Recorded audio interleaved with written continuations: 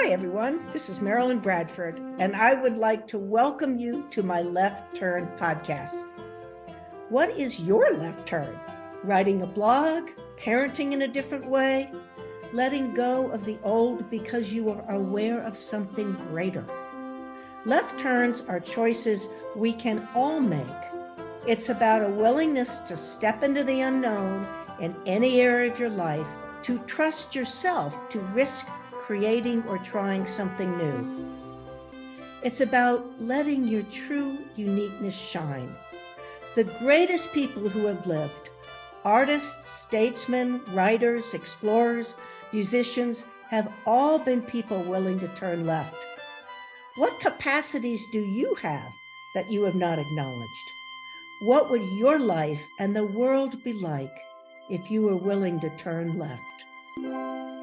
Welcome, everyone, to this edition of the Left Turn podcast. I have an absolutely amazing woman, lady, phenomenons with me today, Simone Milasas, who I've known for almost 20 years. I was looking at bios. I'm like, well, I could spend 20 minutes talking about her bio. She's done so much. Essentially, golly, well, let me just read this to start, and then we'll see where we go. But she's been an inspiration for me, for money, for business, for all kinds of things. Simone I think Millicent, your bio is better than what you're going to read. I don't think so. Simone Milasas is an innovative business leader, best-selling author, absolutely global speaker, and self-confessed compulsive creator. A true lady who knows how to be a woman. Simone's capacity for wealth creation catapulted her from $187,000 in debt to be a multimillionaire and thriving with a diversified I can't even talk. I don't know if it's because Diversified portfolio, it probably says. portfolio. Thank you, Simone. Simone's approach to business for the past 30 years cannot be found inside a textbook. And that's one of the things that's inspired me. The first time I read Joy of Business, I was like, wow, there really is a different way. Yeah. As a founder, you know what? I'm not going to read anymore because I can't seem to articulate the words. But I'm so grateful to have you today, Simone. Thank you. I'm grateful to be here, Marilyn. Thank you for having me. Yeah. So, what are some of the biggest left turns that you've made in your career? Or in Okay, your so life? Yeah. what's that? In your life. I mean, it doesn't. Yeah.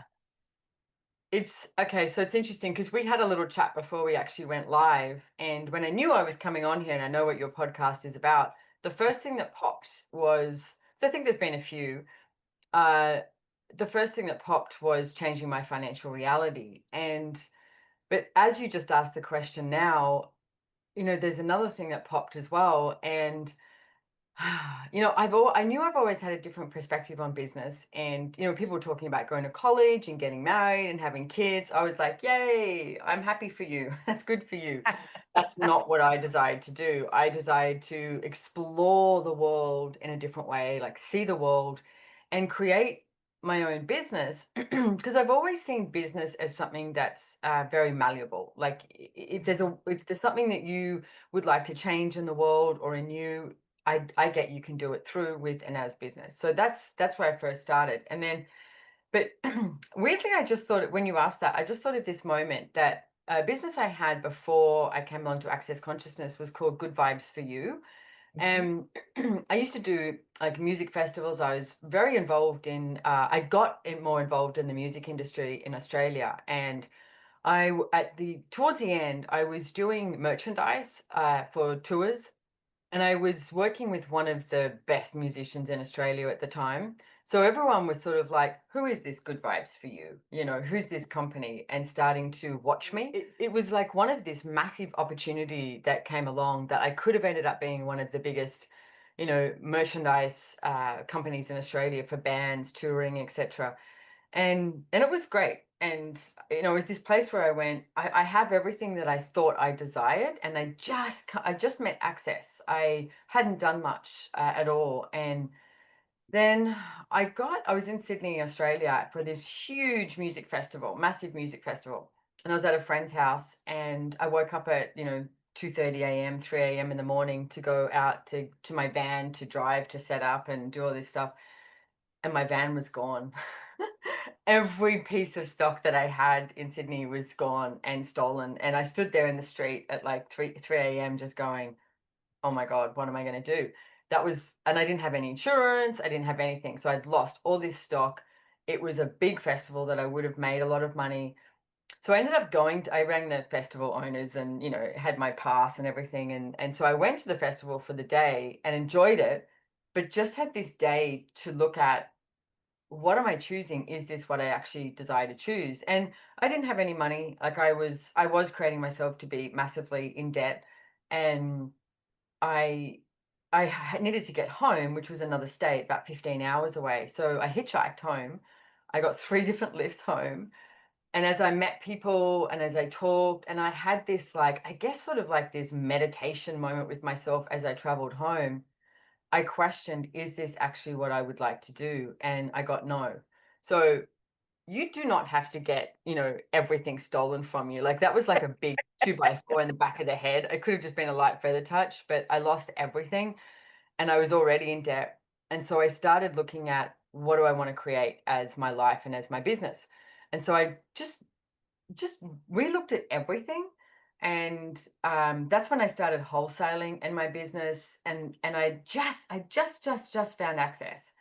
And I don't think I'd been to like a choice for possibilities yet, but it was about 6 months later I did. And that's when I was like, this is what I was looking for. Like in my business, Good Vibes for You, I wanted to change the way people looked at themselves and looked at the world. And, I did it through t-shirts and stickers and magnets and everything. But I didn't have the tools and the Mhm. process like Access Consciousness does, which is friggin' brilliant. So I sort of started that was a big pivotal moment for me. And I looked at everything and went, oh, here's an opportunity of what is available. And I learned the difference between opportunity and possibility. And for me, a possibility is open-ended. It has like opening up to receiving from the entirety of the universe, and it's endless and it's malleable and it changes all the time. And for me, an opportunity is something that comes along that looks like bright and shiny and sparkly and could very well create, a good life, a good living, but is it enough? And like there was one tour that I went on, and I remember having my Access All Areas pass. I'm backstage. I can get into any nightclub. I can all of this sort of stuff. Like everything that I thought I wanted, because I really liked me. I do really enjoy music now too, and I love the music industry. And it was everything I thought I wanted. And I remember this musician. I was talking to him one night, and he said to me, "Hey, how are you enjoying touring?" And I went, I don't mind the touring. I went, but I think I want to tour with this other thing I just found. And Mm. he goes, what's that? And I started talking to him about Access. And then the drummer was playing hacky sack backstage and hurt his ankle.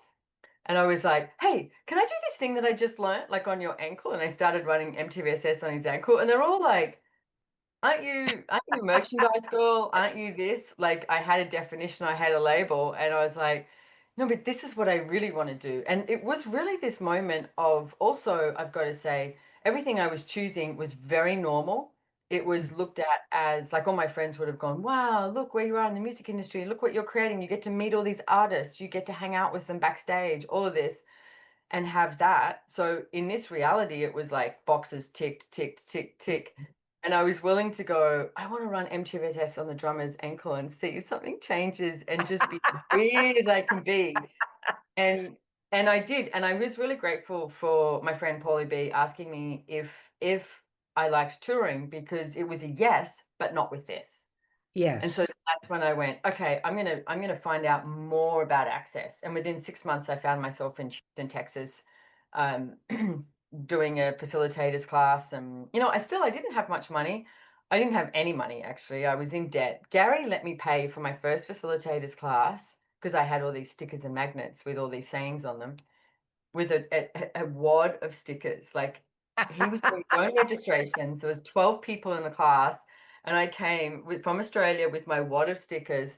I even slept in this person's where we had the class in the lounge room floor one night because I didn't have enough money to pay for accommodation every night. So I was like, what am I going to do here? But I did everything I could to make this happen and make this show up. And Yeah. so I did. That sort of thing where people are like, hey, we're going to lunch. Do you want to come? And you're like, no, I'll just go to the supermarket and see what I can grab because I just had no money. So that's one pivot. And it's sort of, it's a whole lot of small choices that created where I am now. Because you sort of notice these Yes. things that show up and go, "Ooh, is this working? Nope, pivot, this. But it's also not resisting what shows up, receiving Yes. everything, going, but is this actually enough for me? And I don't think we ask that question enough. Is this actually enough for me? Yes. We're taught that that's greedy. If we ask for more, that then, well, aren't you happy with what you've got? Yeah, I'm really happy with what I've got. And what else is possible? What if we just touch the surfaces with what's available? So the second pivotal moment, which is the one I thought of when I knew I was coming on here, was changing my financial reality, Marilyn. Like, so fast forward, I'm using Access tools, working with Access, organizing some classes for Gary and Dane, using the tools and going, oh my goodness, my life is changing. This is fabulous. And absolutely avoiding the money tools, like avoiding them, avoiding them, avoiding them, avoiding them. And I organized this class. It was called the Money Class in Gold Coast, Australia, with Gary. And it's money class. I'm sitting in the audience, and that class, it's literally called the money class, is on the access.me app too. If you have the access.me app, you can find it there. And I think we used to call classes a lot simpler then, the money class, the business class. And I was sitting in the audience and hearing Gary talk about these tools, and I literally in my head, Marilyn, I could hear myself go, oh, here we go again, and Yeah. I went, oh, like sort of like, here we go again. I guess I'll have to listen to it again, but I'm a little bored. And I went, what the fuck are you doing, Simone? You know you don't have money. You know you're creating a mess financially. What if you actually started to look at this? So there was this moment that I just went, I need to find something different inside me. I need to like make this demand of myself that I change what I've been choosing, and not from judgment, just it's not working. It's like hitting my head against a brick wall and Mhm. going, has everything changed? And it just wasn't. So I started to ask myself a lot of questions, and I picked out, because there's some really pragmatic access consciousness money tools. And I picked Yes. about 3 or 4 of them, which I always think is hilarious, so I can control it. God forbid that I use all of them at once. Now it's a different story. So I picked a few, and I had a calendar, and I literally put a mark for 3 months. And I went, okay, I'm going to do these tools, and at the end of 3 months, I'm going to see if anything's changed, because I didn't believe in them. I'm going to tell you what it is. Like the 10% account, the honor account, which I know a lot of people know about and a lot of people choose, I thought was absolutely stupid. I owed all this money and I'm putting 10% away for me that I'm never going to spend. That's insane. But I knew, Marilyn, I needed to choose something different. I needed to pivot. I needed to change the trajectory of what I was creating, change the script, however you want to say it. So I Hmm. did. And I used these tools. And at the end of 3 months, the first thing I noticed was I went, wow, it's like my molecules in my body were relaxed, because I wasn't having to, hustle to get the rent, and I had money. And it wasn't a great deal of money that I had, but I wasn't desperate to find money, because I lived my whole life desperate to find money to pay the rent. That's how I knew how to create, and a lot of people do that, use no money as the source of creation. Well, can I tell you, on the other side, it's way better to have money and just create, not use no money as the source of creation. It's like way more fun. So I'm going to say that was one of the, it sounds so funny, but it was one of the hardest things I chose to go, I know what it's like to have no money. I'm going to find out what it's like to actually have money. Because I didn't know what that energy was like. I didn't know what it was like to live a life like that. So I chose that, and here I am now. And now it's like I have money. I have investments, I have portfolio, as you can read on my bio. It's like, there's possibilities everywhere. I don't walk into a restaurant and wonder if I can afford it. I know I can afford it. I travel first business class, everywhere I go. Um, I don't stay in I don't stay in a shitty hotel. Or a lot of the times I used to sleep on people's lounge room floor because I couldn't afford a hotel, or share a hotel room. Not because I wanted to, but because I couldn't afford to not. Right. So Right. now it's like I'm noticing my choices are not based on what I can't afford. They're based on what I would like to choose. And it's a really different reality. Hmm. And I think I'm in mid pivot now because I'm also pivoting again. And I've looked at this probably the past 18 months. And I want to say, if you're changing your financial reality, it's a marathon, not a sprint. Okay. Do not Yes. think you can do it overnight. It's these little choices that you make and these awareness you have and how you look at stuff. And it was about 18 months ago, I started to look at everything that I had accumulated and I went, we've done pretty well. Tick, tick, tick. Again, this reality, and I went, I don't think this is enough for me. So I'm starting to sort of move assets as well. Like I'm selling some stuff in Australia so I can invest more in El Lugar. I have a lot of investments in El Lugar in Costa Rica, the property that we have there, because it matches the future. Hmm. And I'm looking at what future would I like to create with the money that I generate. Hmm. And so for me, I think I'm in mid pivot because and I'm also asking, like, I looked at my finances because our financial year ends in the end of June. So in Australia, it starts July, it's not calendar. So I looked at, all my money I've earned in the last few years and I was like, okay, I'm asking to literally triple, quadruple this year. What's it going to Wow. take? Yeah. Yeah. What's it going to take? And it's not a how, because most people go to, how am I going to do that? I can't Mhm. work anymore. It's not a how. It's a request, of the universe, a demand of you and to be in question. So I'm asking for that. And where would I like to put my money? What would I like to create as a future? So I think I'm in mid pivot, mid marathon pivot. And one thing I want to say, I just really want to acknowledge this whole business of it's not one choice. It's not today necessarily, Right. because I have read some and used Simone's Joy Business and Getting Out of Debt Joyfully. And the more I use the tools, the more everything changes. Yeah.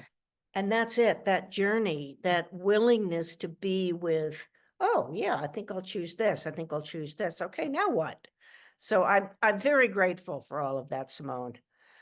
Just Thank you. And I'll give you an example of that is like if people have been following you, which I think one of your biggest fans, in case you don't know, is David Kubis. that's a surprise. He listens to your podcast religiously. We were in Rome by the pool and he was telling me all about your podcast. So Oh, that's very nice. Thank you. he's a big fan. So but anyway, what was I gonna say besides but them being a big podcast? Him being your biggest Pivoting. fan. Pivoting. No, sorry, I just lost my train of thought. What did you just say? Sorry. I think thank you. Can I say one other thing, Simone, Yeah. that really came up when you were talking about doing the MTVSS on that guy's ankle? One of the stories that you've told, and I know it was a long time ago, but what I want to emphasize for people is it's not just the great big things.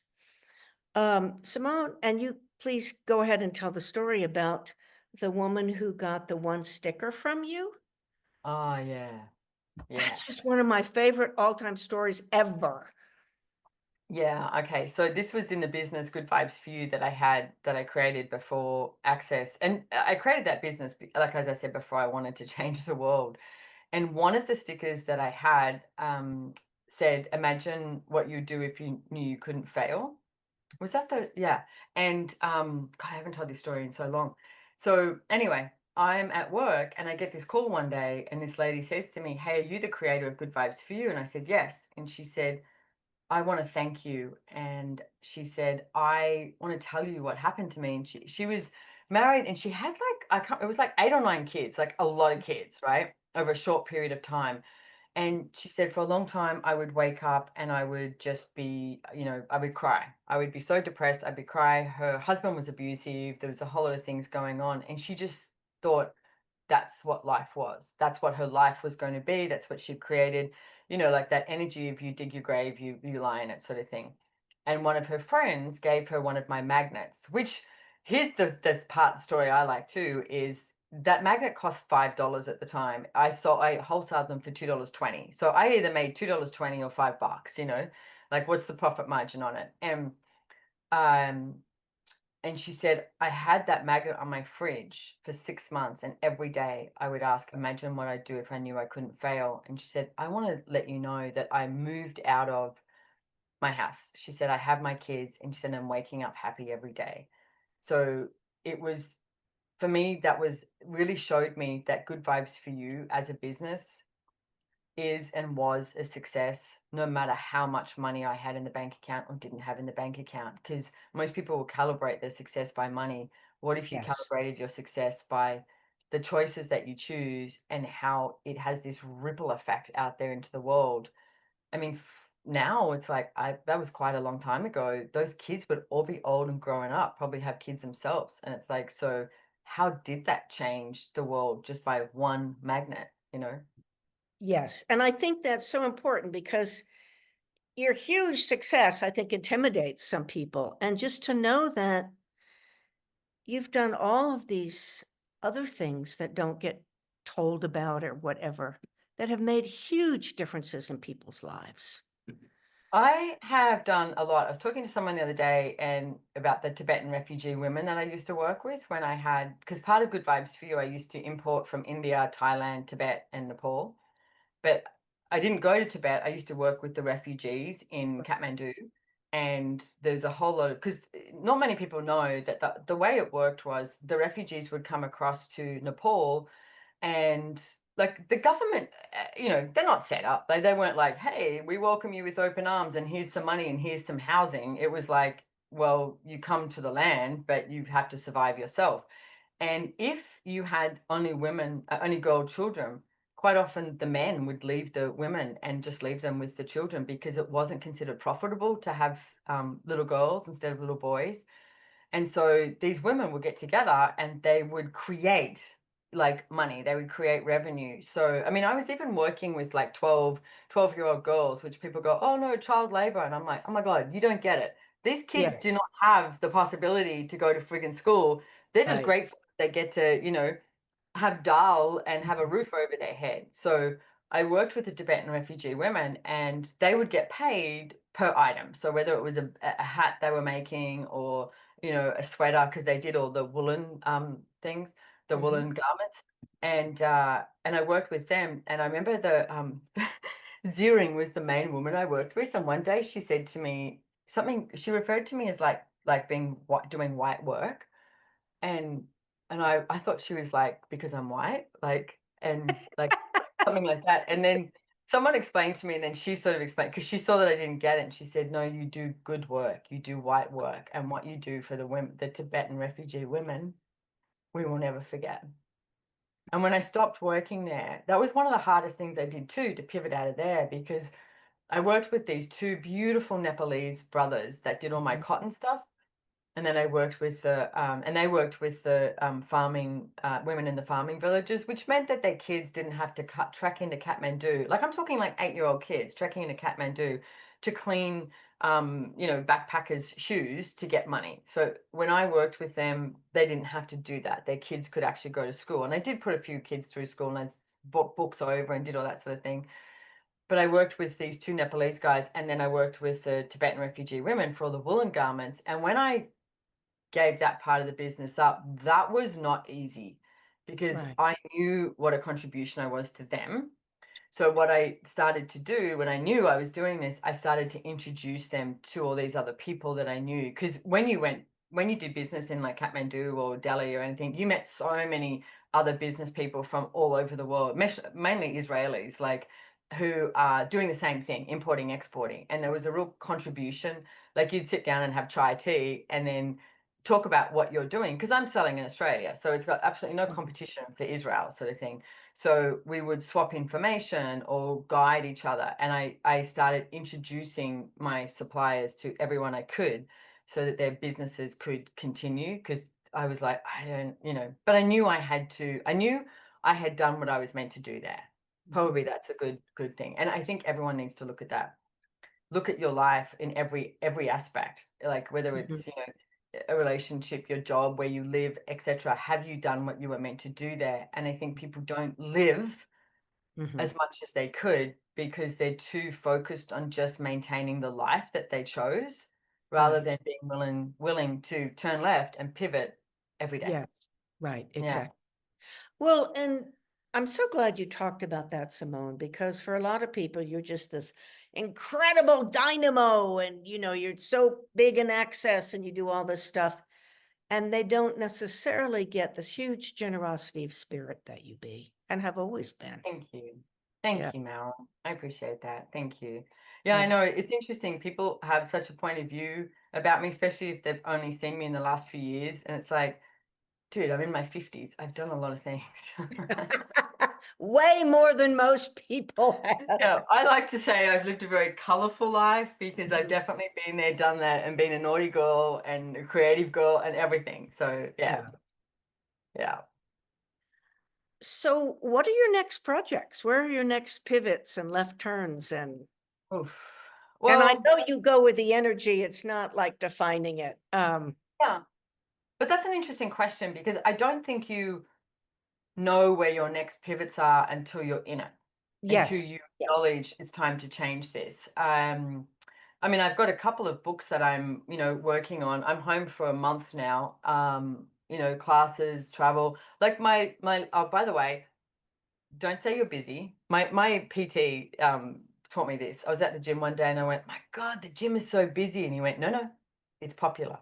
And I went, "That's a much better way to describe it." So instead of having a busy day, you had a popular day. A popular day. So at the moment in my current choices, I get the sense I'm very popular. There's like my schedule is quite full, but I'm very much enjoying it. I love facilitating access. Love it, love it, love it. And then I guess on the side, there's a lot of things that I have to do with the castle and Alugar. We're starting a few different projects there, and like I said, I've got some books that I'm working on too. But I think personally, like I said, I think I'm in mid pivot financially of just going, what is next? Like, what else is possible?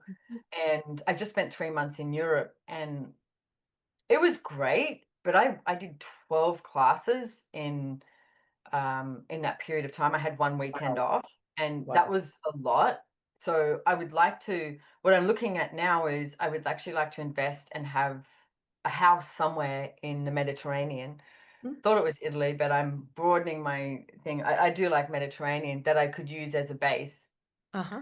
So still go over there for 3 or 4 months, but I could be at my house and do an online Right. class or something like that, whatever it works out to be.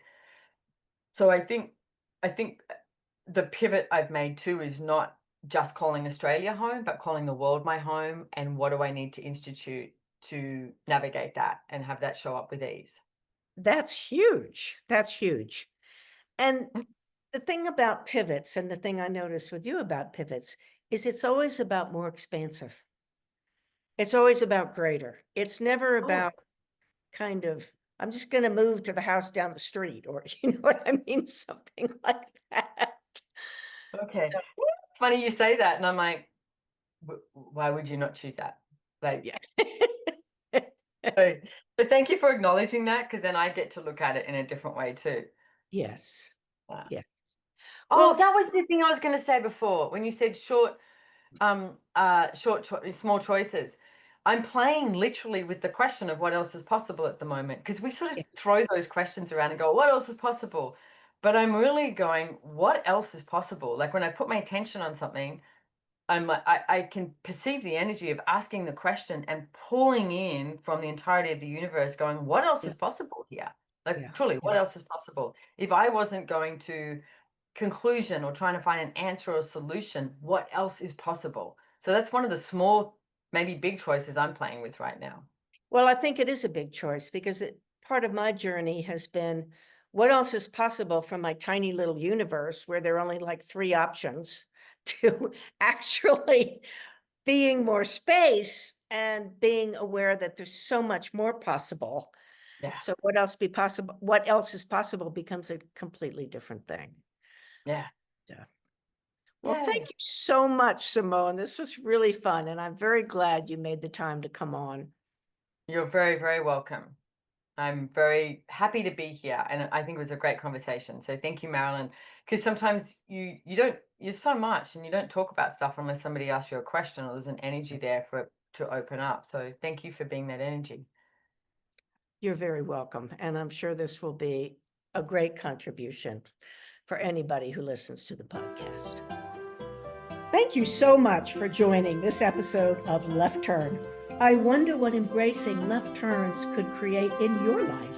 What magical possibilities might show up. Remember, when you choose left turns, you are joining a group of the most creative and brilliant people the world has ever known.